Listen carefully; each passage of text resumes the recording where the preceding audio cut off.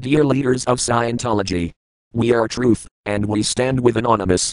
We are here to tell the story of Lisa McPherson and the countless forced abortions you have made. On November 18, 1995, Lisa was involved in a minor car accident. She was apparently not hurt, but she got out of her car and took all her clothes off and seemed mentally unstable.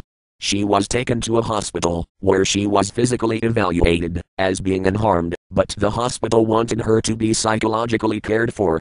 However, some Scientologists arrived and stated that Lisa did not believe in psychiatry, and she checked out after a short evaluation and left with the Scientologists. She went with them to room 174 of the Fort Harrison Hotel for rest and relaxation according to the church, but church logs from Lisa's stay there from November 18 to her death on December 5 show differently. Some logs are missing, and a high-ranking ex-Scientologist has written an affidavit in which he claims that the church has in the past destroyed documents that might get the church in trouble. The family of Lisa McPherson sued Scientology and individuals involved for wrongful death, while Scientology claimed it did nothing wrong toward Lisa. While settlement talks were completed after being forced by the court, civil case settled May 28, 2004, the case appears to still be active.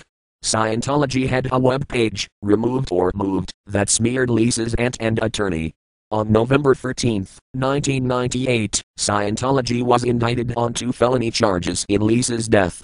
On December 6, 1999, prosecutor Bernie McCabe presented a response to Scientology's attempt to get the case dismissed. On June 12, 2000, the criminal charges were dropped against Scientology because, so the prosecutor claims, the medical examiner could not be counted on to confidently testify, even though the criminal charges were abuse of a disabled person and practicing medicine without a license. Scientology now forces members to sign a waiver specifically against suing Scientology over the introspection rundown. The truth has now been heard, leaders of Scientology, but you are only halfway exposed. We are going to free you with the rest of this program, leaders of Scientology. Truth will be heard. You take away the freedom of hard-working parents. You take away their free will, and even worse, you take life out of their very hands. You turn ordinary human beings into slaves by brainwashing them. Realistically speaking, members of the Church of Scientology and Sea Org receive less than an hour of free time every day, and do not earn a full night's sleep. There are a number of statements from women formerly in the Sea Org who state that they were advised to get an abortion when they became pregnant, so that they would not be sent to lower organizations. However, Scientology presents itself as a pro-life religion and actively speaks out against abortion both in its publications and commercials.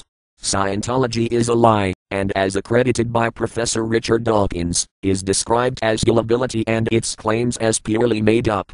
A 1971 ruling of the United States District Court, District of Columbia, specifically stated, the e-meter has no proven usefulness in the diagnosis, treatment or prevention of any disease, nor is it medically or scientifically capable of improving any bodily function.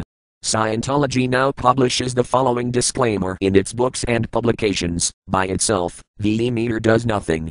It is an electronic instrument that measures mental state and change of state in individuals and assists the precision and speed of auditing. The e-meter is not intended or effective for any diagnosis, treatment or prevention of any disease, and that it is used specifically for spiritual purposes.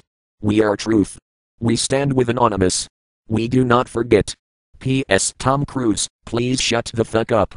You are only so happy with Scientology because you have the money it takes to buy your way into the hierarchy.